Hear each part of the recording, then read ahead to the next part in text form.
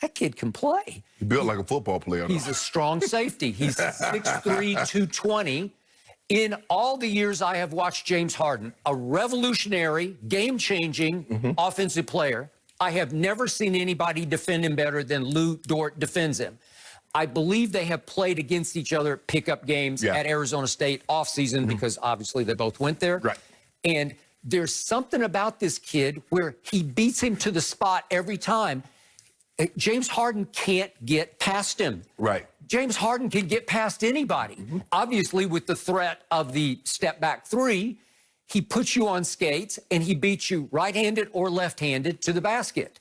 And Lou Dort will not let him get an inch either way. Right. I've never seen, he's doing it with stoutness and quickness because he's so wide. James is like, I can't find a crease. Yeah. He's beating me to the spot every time. He's heading me off at the pass every time. He slides well. He has great lateral movement, Skip, but at 220 pounds, he's not easily dislodged from his spot. And so that's what James normally could do. He can normally get separation, dip his shoulder, and the kid is right there. Like I said, he's built like a football player. He's not, you look at his shoulders, those are not basketball shoulders. Nope. So Lou Dort was also dominating the game on the offensive end. He was. And just for the record, in this series so far, up to last night, he had shot 7 for 38 from three. That's 18%. During the regular season, he was a 29.7 three-point shooter. Yeah. Okay, what's the game plan going to say about Lou Dort? Let him shoot. Yes. Let him shoot.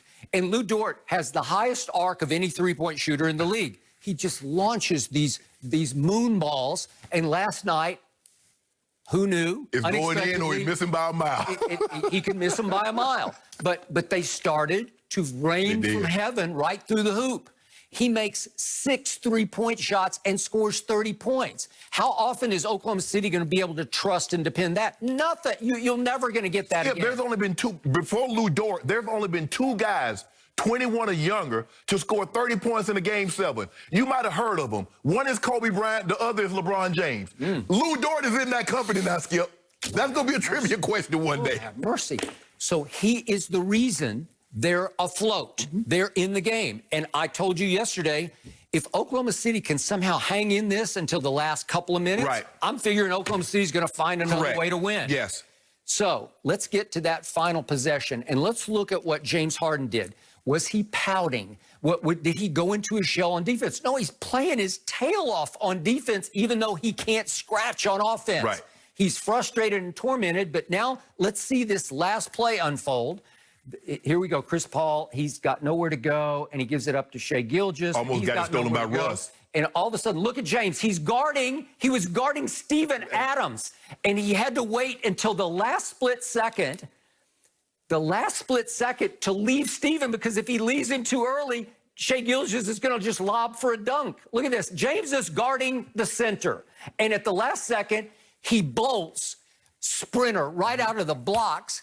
And again, who has been fouled the most in NBA history on three-point shots? Who understands how to draw a foul on a three-point shot? James Harden. Right. He's the ultimate foul drawer on three-point shots. Well, conversely, he's the ultimate, I know how not to foul on a three-point shot. Well, so look what he did. He went sideways, and he uses his left arm, but he makes sure he completely missed Dort's body. He goes completely sideways to block it. The thing is with him is because he's left-hand dominant, he's a left-handed shooter, and Dort is right-handed, it's the perfect scenario. So he doesn't have to run towards his body. But the left is actually your off arm. Yeah. You'd think you'd go more with your right, but he knows if I go with my right, I'm going to foul him. More times than not, Skip, you're going to try and block the shot with your dominant hand. Okay, I got that, but it's more savvy and sly to try to bend, to the side. you know, to angle left a little bit and use your left to block it. And this is the hottest hand on the court. Lou Dort has the ball in his hands, and number 7 is about to happen. But guess what he had saw earlier in the earlier game? He saw 2 situations that got somebody in trouble because they went straight on and they ended up fouling him. Okay, I don't know if he saw it, but again, he probably saw it or heard about it. It's highly possible. But that's to get perfect. a clean block with not even a hint of a foul, there's no body touch at all, and then avoid the throwback bounce, although Dort had already stepped out of bounds, so he was already out of bounds. But again, this is James Harden. James Harden made a defensive play to save the game. Skip, you remember a couple of years ago, Manu got James Harden with the same block. He got it from blocking with the left hand. That was all Manu ever did. This is a new guy. This is new James. James Harden is what makes this defense go. Because if you look at Covington plays defense, P.J. Tucker plays defense. Now, Russ is not a defensive guy, but it's James Harden. Russ will play hard. Because, Skip, your leader has to buy in. James Harden has to buy in and says, okay, I got to scrap here. I got to get on the floor and get some of these loose balls also. You just can't have 2 of your 5 on the floor getting loose balls. So when he bought in, as you mentioned, deflection, steals, blocking shots, now it's contagious. Give him credit. Like I said, he found another way to impact the game, even though his offensive game was not there. And had he not made this, Skip, considering he was 4-15 and the way he shot the 3-ball, he would have been getting crushed this morning, and rightfully so. Okay, and guess who else would have been crushed this morning? If I look at the fourth quarter box score, his partner in, so to speak, crime, Russell Westbrook, in the fourth quarter, goes 1 for 8. How many wild drive shots just banged up off the went Westbrook off the rim, and that would have come under scrutiny. But James on defense saved the day. He did. And then I'm going to give Russ credit because Oklahoma City, the clutchest team in basketball this year, had one last inbounds from their end of the court with 1.8 seconds left to maybe create another 3 for, who knows, Lou Dort. And they can't get the ball in bounds. And Shai Gilgeous tries, and Russ gets a hand on it. Russ gets a hand on it first, and PJ goes and snags it. Can I ask you a question? Okay, that's defense. That's the Houston Rockets playing defense. They couldn't even get the ball in bounds. You used 2 timeouts. You used 2. And the best play you came up with was Steven Adams going away from the basket at 7 foot tall. Again, Mark Jackson was making the point. I think Tim Legler made it after the game also. It just looked like Steven Adams would wheel to the basket because they have nobody his size. They're guarding him with 6'5" people. And here's the thing, Skip. If you go back and look at it, P.J. Tucker is fronting him with nobody behind him because Covington is way over. How tall is P.J.? Maybe 6'4"-ish? Give him 6'5" just to be nice. Maybe? Steven Adams is 7 foot tall. He's 7 feet So there's nobody behind him, and a 6'5" is fronting a 7 foot. I just kept thinking they're going to lob it up for a dunk at the buzzer to win the game. Because tie the game, because it would have been tied. That's right.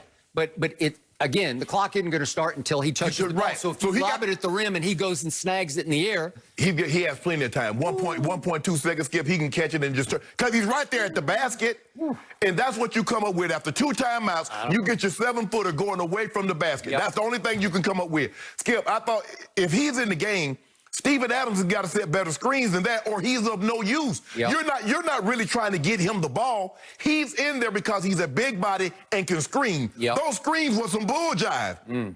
So he was really of no use. You'd have came out better putting Dort in the game. At least you got another shooter, because that screen that he set was terrible. You ready to fire Billy Donovan? Is that where you're headed? No, Skip, they had a less than 1% chance of making the playoffs. I thought this might have been Billy Donovan's best coaching job, considering he got this team into the playoffs, got them to a Game 7 with an opportunity to realistically win this game. I thought this might have been his best coaching job. Okay. I do not think this was Mike D'Antoni's best coaching job, because I'm never sure exactly how much he coaches, but somehow, maybe it was from James, this team morphed into a defensive-minded team. And again, they play this weird amoeba zone where they're just constantly switching. You take Adams, now you take Adams, now you take Adams, because nobody's big enough to take Adams. But they front him, they back him, they front him. They're constantly morphing into different schemes. Well, because he's not an offensive threat. He's a type of guy, Skip, that'll roll to the basket, get a dunk, he'll get a lob, or he'll get a putback. So you're not really running offensive sets for him, so they don't really put a whole lot of emphasis. What's the likelihood? I mean, Chris Paul tried to one time say, get down on the block, I'm going to give it to you. And he shoots some kind of shot that wasn't even close to going in. The next team, you do realize Anthony Davis can post up P.J. Tucker. He can shoot over the top. He can put it on the floor and get to the rack. So if you play him like that, it's going to be a whole different outcome. But last night, Skip, the Thunder had been so great in these situations. And this is what Skip, you dream of a situation that you've been great in. Yep. It's kind of like if you're in the spelling bee, Skip, you see these kids, they get a word that they practice and they start jumping. Skip, I know it. I got it. I'm going to win the spelling bee. Mm-hmm. Well, the Thunder, this is the situation that you dream for. 33 times in the regular season, you've been in this situation, you come away victorious. But for some reason last night, and I get it, it's game 7. Look, there's no, let's get the elephant out of the room, Skip. Chris Paul and Scott Foster do